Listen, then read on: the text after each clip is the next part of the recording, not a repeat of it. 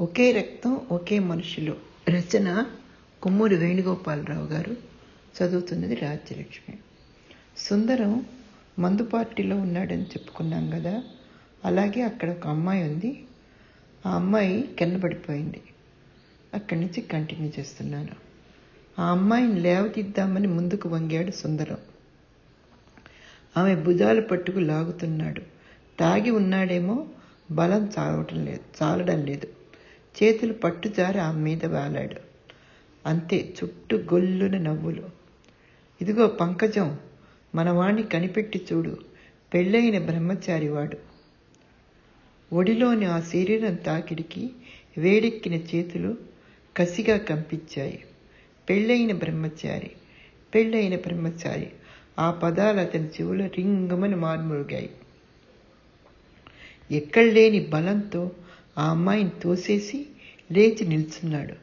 తాగుడుతో ఎరిపెక్కిన అతని ముఖం ఆవేశంతో కాలిపోతోంది. ఒక్క నిమిషం ఆశ్చర్యంగా చూసిన అతని స్నేహితులు బుజ్జగించడానికి ప్రయత్నించారు. ఆవేశపడకురా, నీ బాధ మాకు తెలుసు, ఏం చేస్తాం అన్నారు. ఆ పిల్లను మళ్ళీ అతని మీదికి తోశారు. నాకేం అక్కర్లేదు, నిర్లక్ష్యంగా అని విసురుగా బయటకు వచ్చాడు. చీకటి పడుతోంది. అతనున్న స్థితిలో ఏమిటో నల్లగా నలువైపుల నుండి వ్యాపిస్తున్నట్టుగా అనిపిస్తోంది. కాళ్ళు తడబడుతూ తూలుతున్నాయి. అయినా కసిగా లేని శక్తి తెచ్చుకున్నాడు. వాళ్ళ మాటలు చెవిలో మారుమోగుతున్నాయి. పెళ్ళైన బ్రహ్మచారి, పెళ్ళైన బ్రహ్మచారి. ఏమిటి నా జీవితం? నేను ఎందుకు ఇలా జీవించాలి? నేను బేబీని మనసుపడి పెళ్లి చేసుకున్నాను. మరి ఎందుకు ఇలా అసమర్థుడైపోతున్నాను? ఎందుకు ఇలా బలైపోతున్నాను? అతనిలోని పురుషత్వం కోటి శక్తులతో మేలుకుంది. ఎలా నడిచాడో, ఎలా చేరుకున్నాడో అతనికే తెలియదు. కొంతసేపటికి ఇంటి ముందు నిలబడి మూసి ఉన్న తలుపుని తడుతూ బేబీ బేబీ అని పిలుస్తున్నాడు. తల్లి తండ్రి ఊరెళ్ళారని అతనికి అప్పుడు గుర్తుకొచ్చింది. తలుపులు తెరుచుకున్నాయి. ద్వారం అవతల గిరిజ అతని వాలకం చూసి ఒక అడుగు వెనక్కి వేసి నిలబడింది. లోపలికొచ్చి తలుపు గడియ పెట్టాడు. ఎప్పుడు తలంటుకున్నదో కానీ జుట్టు విరబోసి ఉంది. తెల్లటి గిరిజ తెల్లటి చీరలో, తెల్లటి జాకెట్లో అతని ఎర్రటి కళ్ళకు మరింత మెరిసిపోతుంది. అందంగా ఉన్నవాళ్ళు శుష్కించిన అదో శోభతో ప్రకాశిస్తారు, కానీ ఆకర్షణ పోగొట్టుకోలేరు. అతన్ని ఆ స్థితిలో ఎప్పుడూ చూడలేదు. భయం పుట్టుకొస్తుంది. మళ్ళీ ఆత్మవిశ్వాసం, అహం ఆ భయాన్ని చెదరగొడుతున్నాయి గిరిజకు.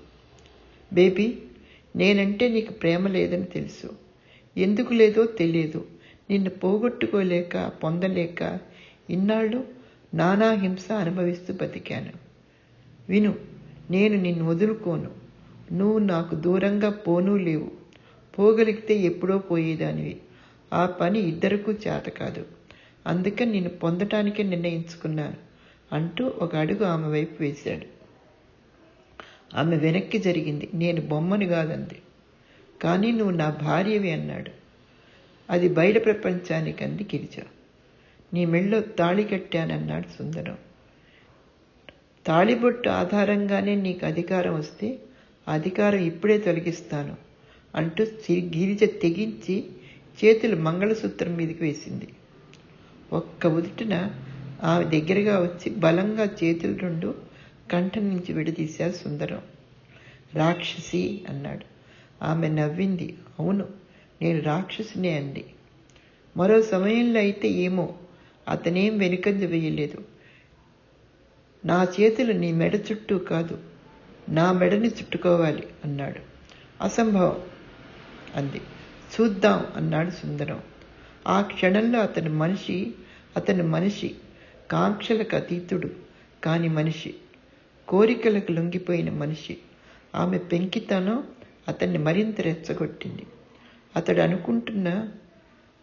అతడు అనుకుంటున్న ఆమెలోని పొగరు అతన్ని ఉన్మత్తుణ్ణి చేసింది. ఆమె చేతుల్ని పట్టుకుని ఉన్న అతని చేతులు ఆమెను బలంగా తన వైపు లాక్కున్నాయి.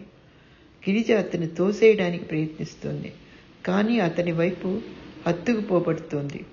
అతడు ఆమెను ఆక్రమించుకోవటానికి ప్రయత్నిస్తున్నాడు. ఆమె విడిపించుకోవటానికి పెనుగులాడుతోంది. అతడి బలం అధికమవుతోంది. ఆమె ధైర్యం సన్నగిల్లుతోంది. అసంభవం అన్న ఆమె మాటలు అతన్ని సవాల్ చేస్తున్నట్టుగా చెవుల్లో మరీ మరీ రెచ్చగొడుతున్నాయి. ఏడుపు కొట్టుకుంటూ ఆమె ఆఖరి పోరాటాన్ని సాగిస్తోంది. మండే కళ్ళతో, మండే శరీరంతో అతడు ఆమె మీదికి ఒరిగాడు. ఓడిపోబోతున్నదల్లా శరీరంలోని బలం తగ్గిపోయినట్టయి అర్పణకు సిద్ధపడిందానిలాగా పరవశంతో కాదు, నీరసంతో మూసుకుపోతున్న కళ్ళ ముందు ఏవేవో భయంకర దృశ్యాలు కనబడినట్టయి ఎక్కడలేని శక్తి తెచ్చుకుని అతన్ని ఒక తోపు దోసింది. ఎదురు చూడని ఈ తోపుకి అతను తట్టుకోలేక వెనక్కు తూలి కింద పడకుండా నిలదొక్కునే ప్రయత్నం చేస్తున్నాడు. గిరిజ ఇదే అదనుగా గబాన్ల లోపలికి పరిగెత్తి గదిలోకి తూరి తలుపులు గడియబెట్టేసుకుంది. సుందరానికి ఆవేశంలో ఒళ్ళు తెలియటం లేదు. కోపంతో, పౌరుషంతో, కాంక్షతో వణికిపోతున్నాడు. తలుపు దబా దబా పాతూ, బేబీ తలుపు తీస్తావా తీయవా అని గట్టిగా అరిచాడు. లోపల తలుపుకి వీపు ఆనించి నిలబడ్డ గిరిజ ఏమీ జవాబు చెప్పలేదు. కళ్ళు చీకట్లు కమ్ముతున్నట్టుగా అవుతుంటే నిగ్రహించేందుకు ప్రయత్నిస్తోంది.